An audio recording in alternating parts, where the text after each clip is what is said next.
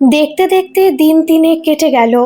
ভোর 4:30 থেকে পল্টুর দোকানে লক্ষ্মীর হাতে হাতে কাজ করা, দুপুরে বা রাতের সাধারণ ডাল ভাত তরকারিতে খিদে মেটানো, আর রাতে পল্টুদের বাড়ির বারান্দায় কিংবা হোটেলের বেঞ্চে শুয়ে মশার কামড় খাওয়া, এই এখন টুটুলের ডেলি রুটিন।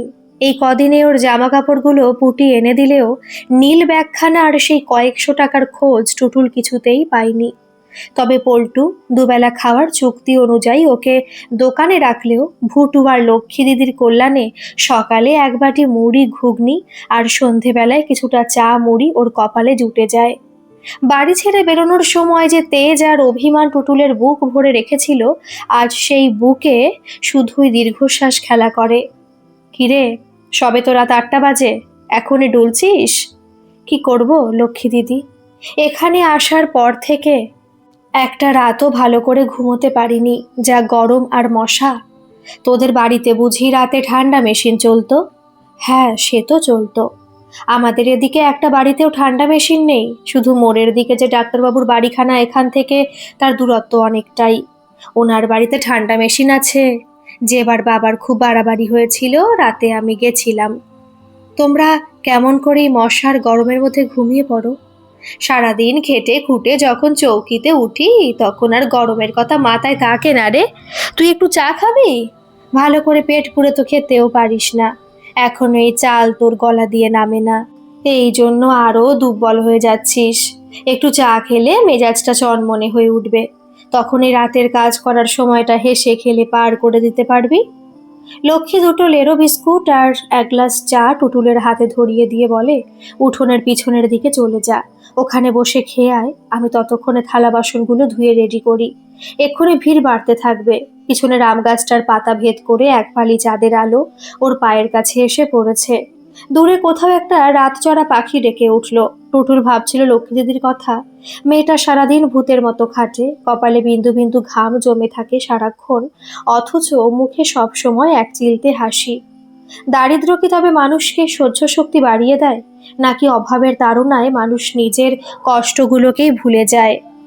হঠাৎ ঝনঝন করে কয়েকটা থালা পড়ার শব্দে টুটুলের ঘোর কাটল। দোকানের সামনে থেকে পল্টুর চড়া গলা ভেসে আসছে, কিরে লক্ষ্মী, টুটুল কই? কোথাও দেখা যাচ্ছে না কেন? ওদিকে একগাদা লোক এসে বসে আছে, থালা বাড়তে বল। গেলাসের চাটুকু তড়িঘড়ি করে গলায় ঢেলে দেয় টুটুল। চোখের কোণে জমে থাকা জলটুকু আলগোছে মুছে নিয়ে ও আবার সেই তেল ছিটে টেবিলগুলোর দিকে পা বাড়ালো। মশাগুলো ইতিউতি ভন ভন করছে, কিন্তু অদ্ভুতভাবে আজ আর ওর অতটা গায়ে লাগছে না। শরীরটা বোধহয় ধীরে ধীরে এই রুক্ষ বাস্তবের সাথে মানিয়ে নিতে শুরু করেছে। দোকানে ঢুকতেই দেখলো 4-5 জন লোক গোল হয়ে বসে তর্কে মেতেছে। তাদের মধ্যে একজনকে দেখে টুটুলের বুকের ভেতরটা ছ্যাদ করে উঠল। লোকটা পুটিদের পাড়ারই চেনা মুখ, তবে লোকটার চোখের চাউনি ভালো নয়। লোকটা টুটুলের দিকে তাকিয়ে একটু কুঁচকে হাসলো। লক্ষ্মী দিদি পাশ দিয়ে যাওয়ার সময় ফিসফিস করে বলে গেল, সাবধানে থাকিস টুটুল, এই লোকগুলো কিন্তু সুবিধের নয়, বেশি কথা বলবি না কারোর সাথে। এরা দোকানে কিন্তু শুধু ভাত খাওয়ার জন্য আসেনি, সম্ভবত পল্টুদা তোকে দেখানোর জন্য লোকগুলোকে আজ নিয়ে এসেছে। পল্টু টুটুলকে দেখে খেকিয়ে উঠল, কোথায় গিয়ে বসেছিলেন নবাবপুত্তুর? এখানে কাজ করে ভালো করে সবকিছু শিখে পড়ে নে, তারপরে তুই বাইরে যাবি কাজ করতে, ওখানে আরো বেশি টাকা রোজগার করতে পারবি। নিজের ভালো তো বুঝিস না? আমার জন্য করে কমে খেতে পারছিস এই বয়স থেকে, সে কথাটা মাথায় রাখিস। পল্টুদা তোর জন্য কি করেছে সারা জীবনে ভুলিস না যেন।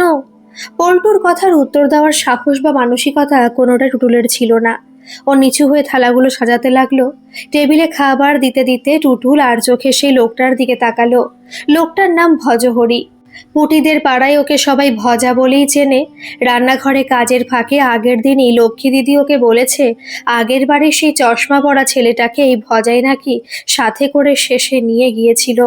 তারপরে যে ছেলেটার কি হলো কেউ জানে না, তবে ওই ছেলেটা চলে যাওয়ার পরে পল্টু নাকি কুয়োতলাটা পাকা করেছিল, আর তার ঘর বাড়িতেও বহুদিন বাদে রঙের প্রলেপ পড়েছিল।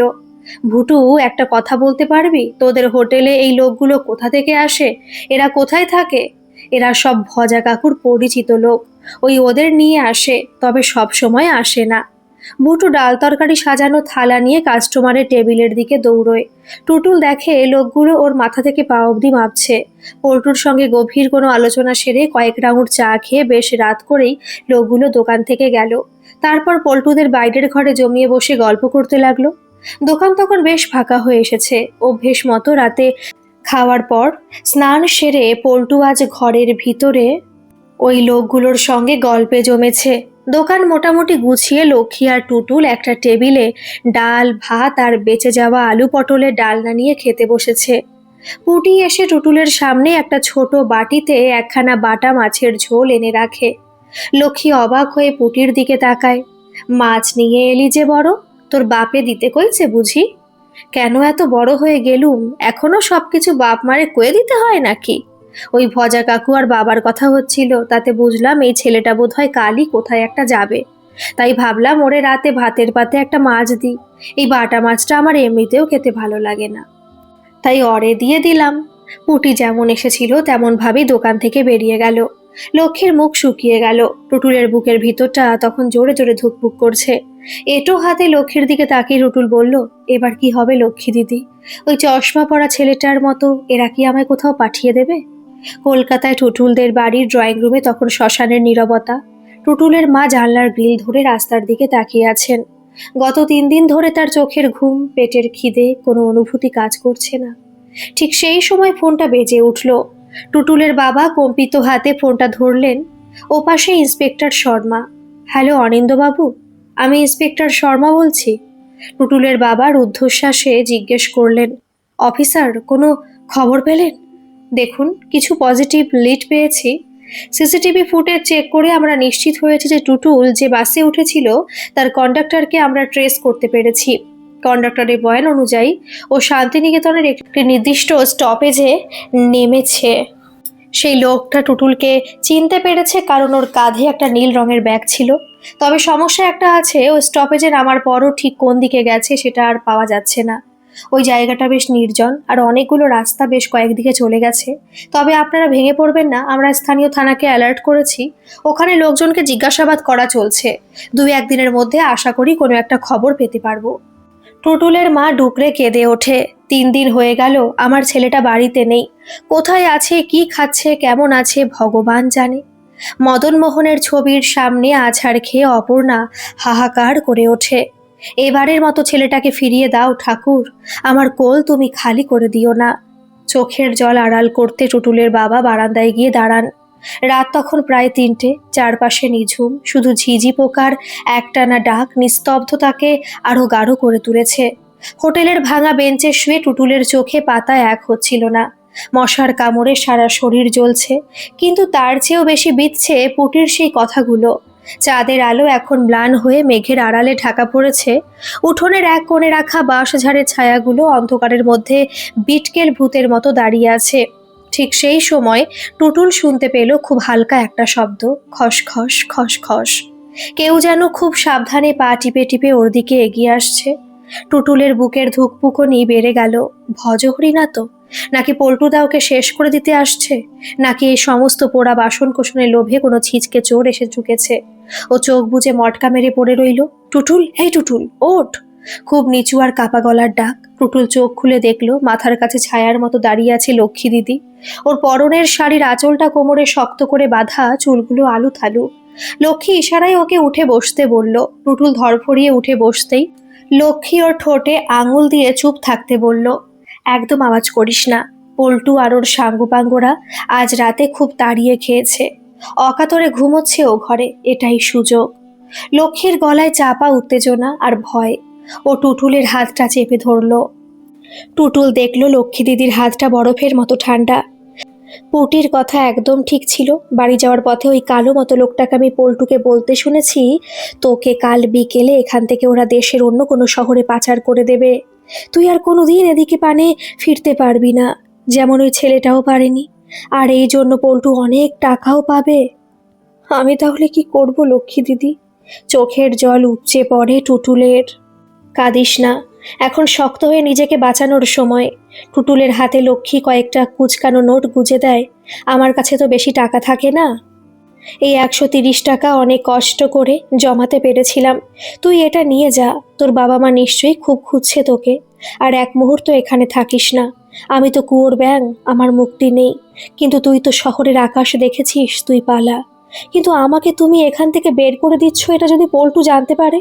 কেউ কিছু জানতে পারবে না। তোকে এইটুকু রাস্তা আমি শুধু পার করে দেব, তারপরে তুই ভগবানের নাম নিয়ে এখান থেকে যেদিক দু চোখ যায় সেদিক পানে দৌড়বি। গ্রামের কেউ যদি এটা দেখে পল্টুকে বলে, তবে আমার কপালে চরম দুঃখ আছে। মেরে আমার গায়ে কালশিটে ফেলে দেবে। তবে ও তুই ভাবিস না পেটের জ্বালা সয়ে নিয়েছি, গায়ের জ্বালার কদিনই বা আমায় ভোগাতে পারবে। তবু ওইটুকু জ্বালা সয়ে তোর জীবনটা যদি বাঁচিয়ে দিতে পারি, তবে আমারও মনে হবে জীবনে কিছু অন্তত করতে পারলাম। অন্ধকার উঠোনে দাঁড়িয়ে টুটুল দেখল লক্ষ্মী দিদির চোখের জল চাঁদের আলোয় চিকচিক করছে। যে মেয়েটা নিজের কথা না ভেবে আজ নিজের বিপদ তুচ্ছ করে ওকে সাহায্য করছে, তার জন্য টুটুলের বুকটা ফেটে যাচ্ছিল। কিন্তু হাতে সময় নেই। আম গাছের ওপাশ থেকে একটা খুক খুক কাশির শব্দ ভেসে আসতেই লক্ষ্মী ওকে ধাক্কা দিয়ে বলল, চল পালা।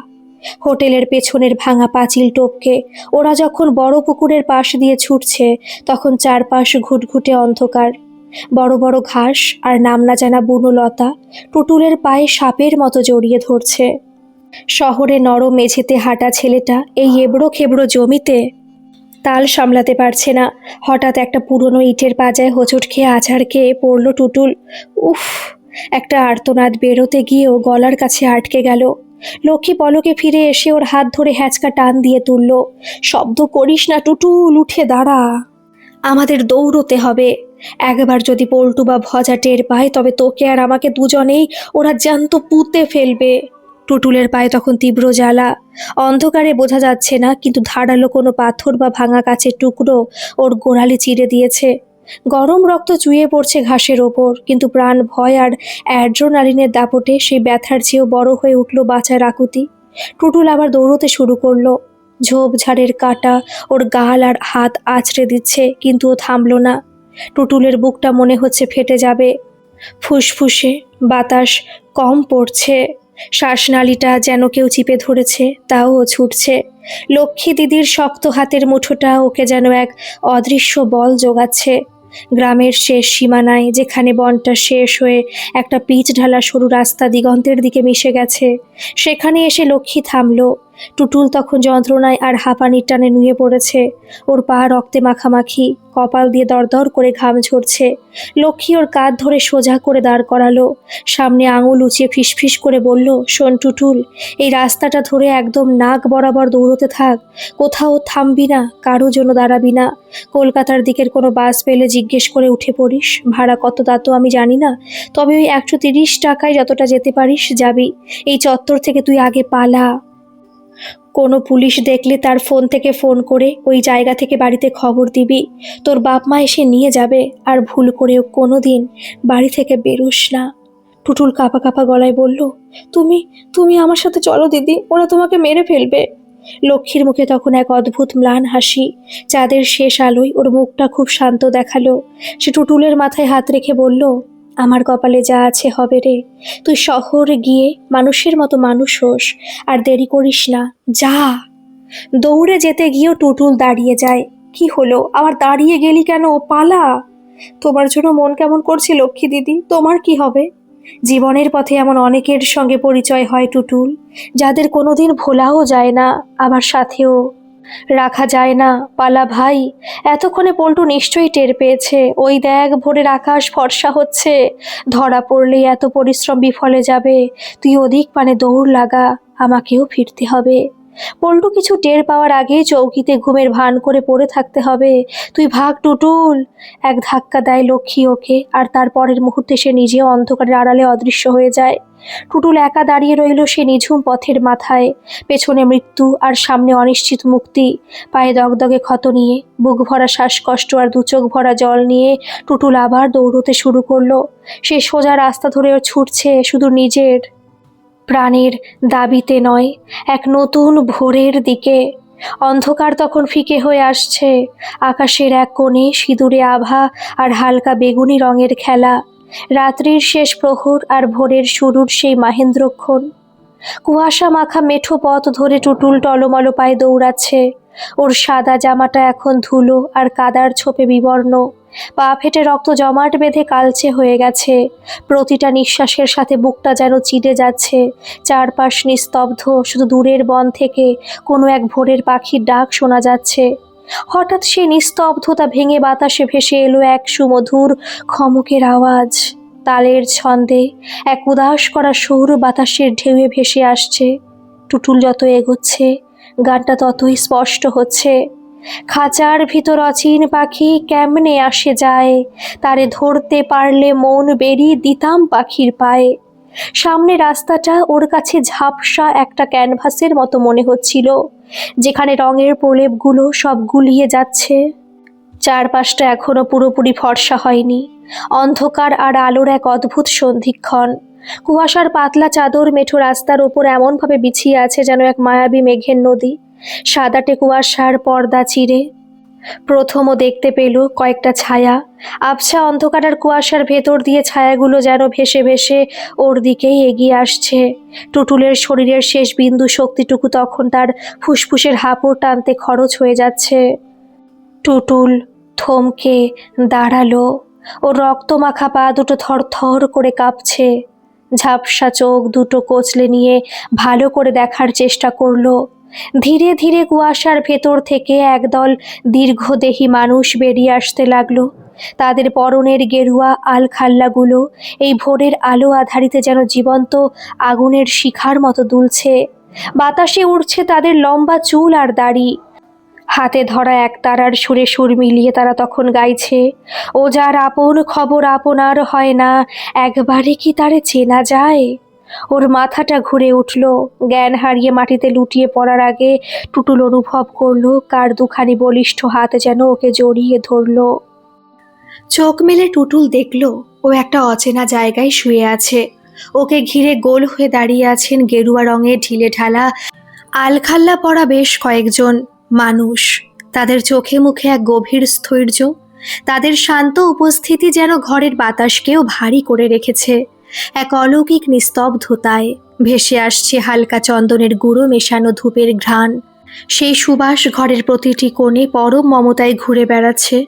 ঘাড় ঘোরাতে গিয়ে টুটুল বুঝল সারা শরীরে অসম্ভব যন্ত্রণা। গলা শুকিয়ে কাঠ, নিরস জিভটা প্রাণহীন ঠোঁটে বুলিয়ে শুকনো গলায় ঢোক গিলতে গিয়ে আচমকা বুকের ভেতর থেকে দমকা কাশি উঠে এলো টুটুলের। যন্ত্রণায় ওর চোখের কোণ দিয়ে জল গড়িয়ে পড়ল। ঠিক সেই মুহূর্তে ওর মাথার কাছে বসে থাকা একজন ঋষি প্রতিম মানুষ অত্যন্ত ধীর স্থির হাতে ওর মাথাটা একটু তুলে ধরলেন। তারপর কাঁসার ঘটি থেকে জল টুটুলের ঠোঁটের কাছে ধরলেন। তাতে ছিল তীব্র অথচ স্নিগ্ধ এক কর্পূরের সুবাস। প্রতি চুমুকে সেই শীতলতা ওর তপ্ত কণ্ঠনালী বেয়ে বুকের গভীরে নেমে যাচ্ছিল, আর প্রতিটি কোষ যেন প্রাণ ফিরে পাচ্ছিল। জল খেয়ে ধাতস্থ হওয়ার পর টুটুল প্রথমবার সরাসরি সেই মানুষটির মুখের দিকে তাকালো। মানুষটির মুখ যেন পাথরে খোদাই করা কোনো প্রাচীন দেবতার মূর্তি। কপালে কোনো বলিরেখা নেই, বরং এক বিস্তৃত প্রসন্নতা। তার গায়ের রং তামাটে, কিন্তু সেখান থেকে যেন এক রূপলি আভা বিচ্ছুরিত হচ্ছে। তার চোখ দুটি আয়তকার এবং গভীর। সেই চোখে তাকালে মনে হয় কোনো শান্ত হ্রদের অতলে তাকিয়ে থাকা। তাতে কোনো জাগতিক চপলতা নেই, আছে এক অতলান্তিক করুণা এবং প্রশান্তি। তার মাথার চুল এবং দীর্ঘ দাড়ি ধবধবে সাদা, ঠিক যেন হিমালয়ের কাঞ্চনজঙ্ঘার শিখরে জমে থাকা তুষার। সেই শুভ্রতা তার সৌম্যভাবকে এক অন্য উচ্চতায় নিয়ে গিয়েছে। ঘরের ভিতরে শান্তির ছোঁয়ায় টুটুলের অবশ হয়ে আসা ইন্দ্রিয়গুলো যেন ধীরে ধীরে সজাগ হতে শুরু করলো। ঘরের ভেতরটা আগের মতোই নিস্তব্ধ। ঋষি প্রতি মানুষটি তখনও ওর দিকে একদৃষ্টে তাকিয়ে আছেন, কিন্তু ঠিক সেই মুহূর্তে ওই মাটির ঘরের নিশ্ছিদ্র নিস্তব্ধতা ভেদ করে দূর থেকে এক অলৌকিক সুর টুটুলের কানে ভেসে এলো। গানের সাথে তাল মিলিয়ে বেজে চলেছে একটি একতারা। সেই একঘেয়ে অথচ সম্মোহনী টং টং শব্দটা যেন টুটুলের হৃদস্পন্দনের সাথে মিলেমিশে একাকার হয়ে যাচ্ছে। তার সাথে মাঝে মধ্যে শোনা যাচ্ছে খমকের হালকা রেশ। ভবে কেউ কারোর নয়, মিছে মায়ায় কেন মজমন, যাবার বেলায় দেখবে যে সঙ্গী হবে কে তোমার আপন। আমি কোথায় এখন? ঋষিতুল্য মানুষটি সুরেলা গলায় উত্তর দেন, আমরা বাউল বাবা। তুই এখন আমাদের আখড়ায়। বাউল মানে যারা গান গায়? টুটুলের শুকনো গলার প্রশ্নটা শুনে মানুষটির ঠোঁটের কোণে এক চিলতে স্নিগ্ধ হাসি ফুটে উঠল। তিনি পরম মমতায় টুটুলের কপালে হাত রাখলেন। এক মুহূর্ত চুপ থেকে বাইরের ওই একতারার সুরটার দিকে কান পাতলেন। তারপর খুব ধীর লয়ে বলতে শুরু করলেন, বাউল মানে শুধু গান গাওয়া নয়, গান তো একটা অছিলা মাত্র।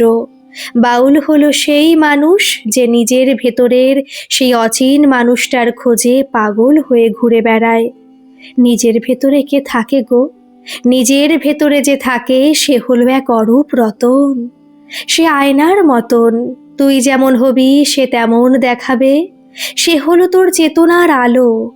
যখন তুই রাগ করিস সে মেঘে ঢাকা পড়ে যায়, যখন তুই ভালোবাসিস সে পূর্ণিমার চাঁদের মতো ফুটে ওঠে। সে কোনো মন্দির মসজিদে থাকে না রে পাগল, সে থাকে তোর নিঃশ্বাসের ওঠা নামার মাঝে। আমরা বাউলরা সারা জীবন শুধু গান গেয়ে সেই ভেতরের মানুষটার সাথে একটু ভাব জমানোর চেষ্টা করি। লোকটার কথা টুটুলের ভেতর পর্যন্ত নাড়িয়ে দেয়। সবটা বুঝতে না পারলেও ও এইটুকু বোঝে ও কোনো এক দেবতার আশ্রয়ে এসে উপস্থিত হয়েছে। দুটো সন্দেশ ওর দিকে একটা ছোট্ট বাটি করে এগিয়ে দেয় আর একজন। তারপর বলে, গোসাই যা বললেন বুঝতে পেরেছিস? ধীরে ধীরে মাথা নাড়ে টুটুল। পুরোটা বুঝতে পারিনি, তবে কথাগুলো খুব সুন্দর, একদম গানের মতো। হো হো করে হেসে ওঠে সেই বাউল। বুঝবি বুঝবি, আর একটু বড় হ, সব বুঝবি। এবার বলতো বাবা, তুই কে, কোথা থেকে এসেছিস? আর ওরকম করে দৌড়চ্ছিলি কেন? টুটুলের সামনে জলের ঘটি এগিয়ে দিয়ে গোসাই বলেন, ও খাঁচা থেকে পালাতে গিয়েছিল সম্ভবত, তাই না রে? তারপর পথ ভুল করে কোনো এক ঘূর্ণিপাকে পড়ে সেখান থেকে বাঁচার জন্য মরিয়া দৌড় লাগিয়েছিল হয়তো, আর তারপরে তোমাদের সামনে এসে পড়েছিল। কিরে, ঠিক বললাম তো? টুটুলের পায়ের কাছে বসে গোসাই পরম মমতায় তখন ক্ষতস্থান পরিষ্কার করছেন। সেখানে বুনো লতাপাতা বেটে লাগিয়ে একটা পরিষ্কার কাপড় দিয়ে বেঁধে গোসাই বলেন, কিছু বল আমাদের, তুই কে, কোন খাঁচার পাখি, কোথা থেকে এসেছিস, বলবি তো? আমি টুটুল গো, কলকাতায় থাকি। এখানে এলি কি করে? হারিয়ে গেছিলি নাকি বাড়ি থেকে পালিয়েছিলি? মাথা নিচু করে চুপ করে থাকে টুটুল। আমার মনে খুব দুঃখ হয়েছিল গো গোসাই। আমি বাড়ি ছেড়ে বেরিয়ে এসেছিলাম, বাড়িতে কেউ আমায় বোঝে না, মামুনি বোঝে না, বাপি বোঝে না, কেউ না। চোখে জল টলমল করে টুটুলের। মৃদু হেসে গোসাই বলেন, ওরে পাগল, তুই নিজেকে কি নিজে বুঝিস? আমরা কি কেউ নিজেকে কোনোদিন বোঝার চেষ্টা করি? নিজেকে বুঝতেই তো সাধনা করে যাচ্ছি রে। আর ভেবে দেখ তো, আমি যদি নিজেকে বুঝতে না পারি তাহলে অন্য একটা মানুষ আমায় বুঝবে কি করে? দেওয়ালে ঝোলানো একতারা নিয়ে সুর তোলেন গোসাই। তারপর ওর দিকে তাকিয়ে বলেন, একটা কথা ভেবে বলতো, যে দুঃখ পেয়ে বাড়ি থেকে পালিয়ে এলি, সে দুঃখটা কি সত্যি বাপি মামুনি দিয়েছে, নাকি তোর ভেতরে প্রত্যাশা তোকে কষ্ট দিচ্ছে? ওদের থেকে যেমনটা চেয়েছিলি তেমনটা পাসনি বলেই না এত দুঃখ। আয়নার ওপর ধুলো জমলে যেমন নিজের মুখ দেখা যায় না, তেমনি মনের ওপর অভিমানের ধুলো জমলেও আপনজনকে চেনা যায় না। টুটুলের বুকের ভেতরটা ভাঙতে থাকে। ভেতর থেকে কে যেন বলে, এখানে সবটুকু উজাড় করে বল। টুটুল কিছু ভাবতে পারে না, শুধু চোখ বেয়ে জলের ধারা নামতে থাকে। ফোপাতে ফোপাতে বলে, কিন্তু ওরা তো আমায় বকে, ওরা চায় আমি শুধু ওদের মতো চলি, আমার ভালো লাগাগুলো তো কেউ দেখে না। গোসাই এবার একটু গম্ভীর হলেন, মাথা নেড়ে বললেন, অভিমান যে কুয়াশার মতো রে, ওটা যখন ঘন হয় তখন কাছের মানুষটাকেও শত্রু মনে হয়। তুই যে খাঁচা থেকে পালাতে চেয়েছিলি, সেই খাঁচাটা তোর ঘর নয়, সেটা তোর মনের জেদ। তুই ভেবেছিস পালালেই শান্তি পাবি, কিন্তু দেখ, এই যন্ত্রণার চোট নিয়ে তুই আজ কোথায় এসে দাঁড়িয়েছিস। অনর্থক জেদ কোনো কিছু গড়ে না রে, সবকিছু ধ্বংস করে। নিজের থেকে পালিয়ে বাঁচা যায় নাকি? বাঁচতে গেলে লক্ষ্যে অটল থাকতে হয়, নিজেকে চেনার লক্ষ্যে, নিজেকে উন্নততর করার লক্ষ্যে অবিচল থাকতে হয়। গোসাই ঘরে থাকা আরেকজনকে বলেন, ওকে স্নান করে পরিষ্কার কাপড় পরতে সাহায্য করো। বড় দুর্বল হয়ে গেছে ছেলেটা, পায়েও গভীর ক্ষত আছে। সম্পূর্ণ ঘটনা ওর থেকে পুঙ্খানুপুঙ্খ শোনো, আর এখন যাই আমি। গুরুদেবের সেবা দেওয়ার সময় হলো, স্নান সারা হলে ওকে আজ আমাদের সাথে বসিয়ে প্রসাদ দিও। আর হ্যাঁ, একবার কবিরাজকেও খবর দিতে হবে। গোসাই ঘর থেকে বেরিয়ে গেলেন। অন্য বাউলদের সাহায্যে টুটুল স্নান করে একটা ধুতি আর উত্তরীয় গায়ে জড়িয়ে নেয়। দুপুরে তাদের সঙ্গে বসেই ভাত খাওয়া শেষ হলে 3-4 জন ওকে নিয়ে গোল হয়ে বসেন। সমস্ত ঘটনা খুঁটিয়ে জানার পর শীতল পাটি বিছিয়ে টুটুলকে তারা বিশ্রাম নিতে বলেন। টুটুলের মনে হলো যেন কয়েকশো বছর পরে ও কোনো নিরাপদ স্থানে এসে পৌঁছেছে। পরম শান্তিতে ঘুমে দুচোখ জুড়িয়ে এলো ওর। টুটুলের বাবা জানলার বাইরে শূন্য দৃষ্টিতে তাকিয়েছিলেন। দাপুটে কর্পোরেট এক্সিকিউটিভ মানুষটার শির দ্বারা যেন আজ দুমড়ে গিয়েছে। ড্রয়িং রুমে টেবিলে রাখা খাবারের প্লেটগুলো কেউ ছোঁয়নি। মামনি পাশের সোফায় দু হাতে মুখ ঢেকে বসে আছেন। কান্নার বেগ স্থিমিত হলেও শরীরের কাঁপুনি থামেনি। হঠাৎ নিস্তব্ধতা ভেঙে ঝনঝন করে বেজে উঠল টুটুলের বাবার আইফোন। স্ক্রিনে ফুটে উঠল ইন্সপেক্টর শর্মা। হ্যালো স্যার, কোনো খবর আছে? ফোনের ওপার থেকে ইন্সপেক্টর শর্মার গম্ভীর কিন্তু কিছুটা স্বস্তিদায়ক কণ্ঠস্বর ভেসে এলো। তিনি বললেন, ভেঙে পড়বেন না, একটা পজিটিভ খবর আছে। শান্তিনিকেতনের কাছাকাছি যে লোকাল থানা আছে সেখান থেকে আমাদের কাছে একটা মেসেজ এসেছে। বোলপুরের কাছে কোনো এক বাউলের আখড়া থেকে তারা থানায় খবর পাঠিয়েছে। ওখানে একটা বাচ্চা ছেলে আশ্রয় নিয়েছে, যার ডেসক্রিপশন আমাদের দেওয়া টুটুলের ছবির সাথে হুবহু মিলে যাচ্ছে, এবং সে ছেলে তার নামও টুটুলই বলেছে। অনিন্দর গলা দিয়ে স্বর বেরোচ্ছিল না। কোনো মতে বললেন, সে সে সে ভালো আছে তো? ইন্সপেক্টর শর্মা উত্তর দিলেন, ছেলেটা একটু দুর্বল, পায়ে চোট আছে বলে খবর পেয়েছি। অনেক কিছু তার ওপর দিয়ে গেছে, কিন্তু আপাতত সে সুরক্ষিত। ওই আখড়ার বাউলরা তাকে পরম যত্নে রেখেছে। আপনি আর দেরি করবেন না, আমি গাড়ি রেডি করছি। কাল সকালেই আমাদের শান্তিনিকেতনের উদ্দেশ্যে বেরোতে হবে। শান্তিনিকেতনে লাল মাটির বুক চিরে যখন কুয়াশা ভেদ করে সূর্যের প্রথম আলো ফুটে উঠছে, ঠিক তখনই ধুলো উড়িয়ে একটা SUV এসে থামলো সেই নিভৃত বাউল আখড়ার সামনে। গাড়ি থেকে নামলেন অনিন্দবাবু, অপর্ণা। সারা রাত উৎকণ্ঠার আশঙ্কায় কাটার পর তাদের চোখে মুখে এখন এক অদ্ভুত শূন্যতা। দিদির হাত শক্ত করে ধরে রেখেছে ছোট মাসি আর চন্দ্রিমার মা। ড্রাইভারের সিট থেকে নেমে আসলো ছোট মেশো। আখড়ার ফটক দিয়ে ভেতরে পা রাখতেই তারা থমকে দাঁড়ালেন। সামনের দৃশ্যটা এতটাই অপার্থিব যে মুহূর্তের জন্য তাদের মনে হলো তারা হয়তো ভুল করে অন্য কোনো গ্রহে চলে এসেছেন। আখড়ার মাঝখানে একটা বিশাল প্রাচীন বকুল গাছ, তার নিচে গোল হয়ে বসে আছেন গেরুয়াধারী বাউলদের এক মণ্ডলী। বাতাসের সাথে মিশে আছে চন্দনের ধূপ আর বকুল ফুলের মৃদু সুবাস।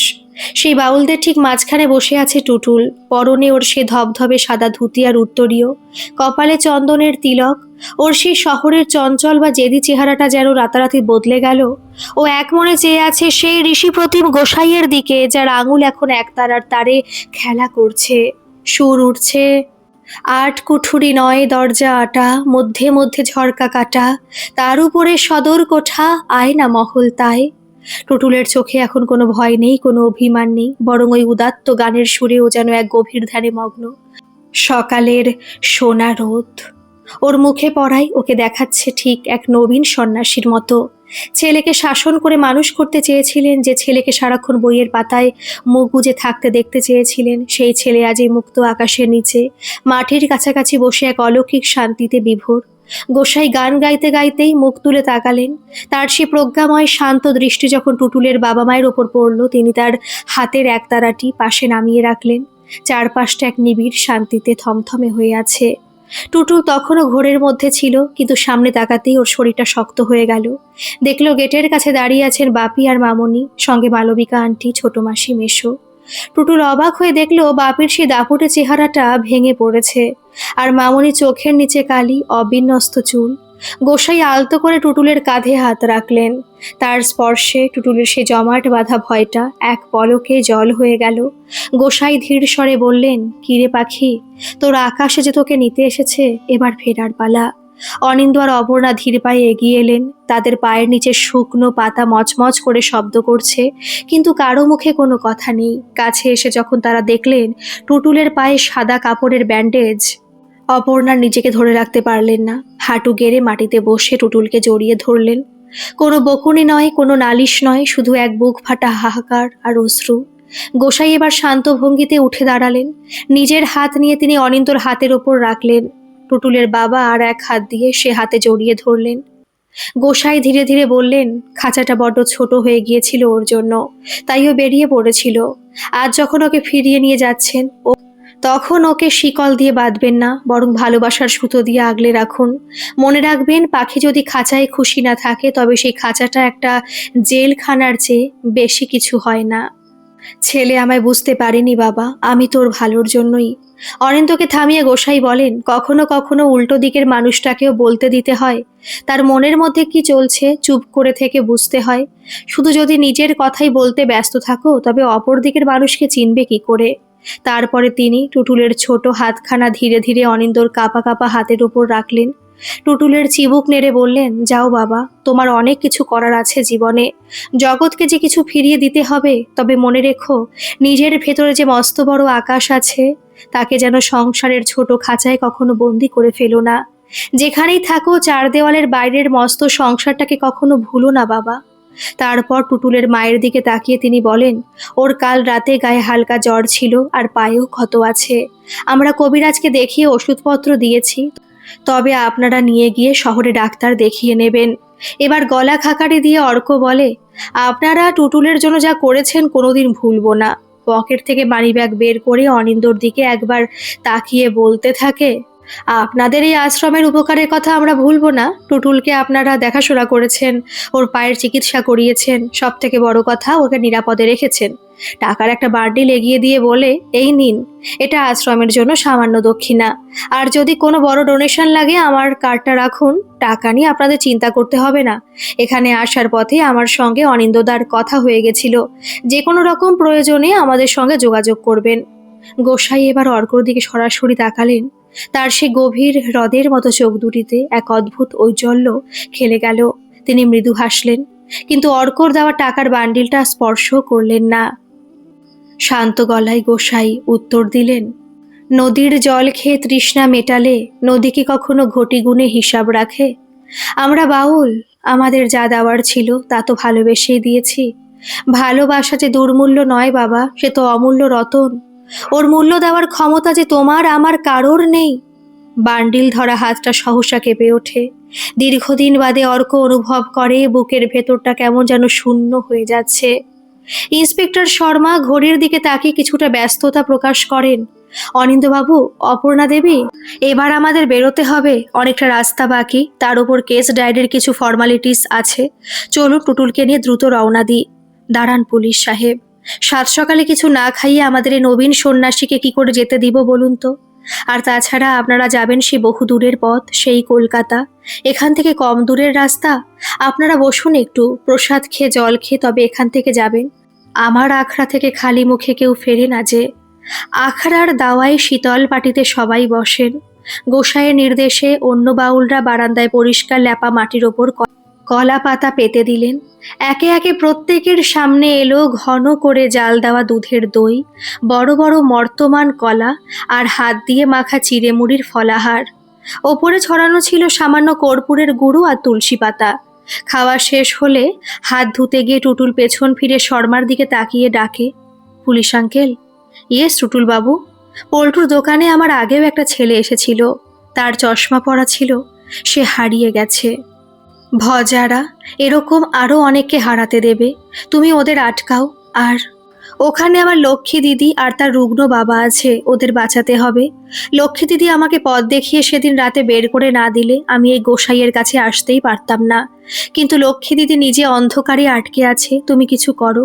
ওই পল্টুকে শাস্তি দাও, ওই ভজাকে ধরে জেলে ভরো। তুমি বলতে পারবে পল্টুর দোকানটা ঠিক কোন জায়গায় ছিল? জায়গার নাম বলতে পারবো না, তবে ওর দোকানের নাম ছিল অন্নপূর্ণার হোটেল।